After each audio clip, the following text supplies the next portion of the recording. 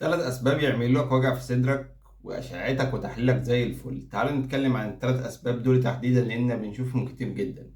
أول حاجة السبب بيكون ما بيظهرش في الأشعة والتحاليل. في أمراض ما بتظهرش في الأشعة والتحاليل الكونفنشال أو العادية، زي وظائف الرئة والأشعة العادية اللي على الصدر. مثال على ذلك الكاف فاريانت أزمة، دي حساسية بتكون مسببة لكحة ومش مسببة لضيق في الشعب الهوائية، فلو عملت 100 وظائف تنفس ما يظهرش فيها حاجة. تاني حاجة ممكن تكون مشكلة من خارج الصدر، فأنت عمال تعمل أشعة أو تحاليل للصدر وخارج الصدر هي المشكلة. يعني يكون عندك مشكلة في القلب لا قدر الله، مشكلة في ارتجاع المريء لا قدر الله، مشكلة في إفرازات خلف أنفية يعني مشكلة من الأنف.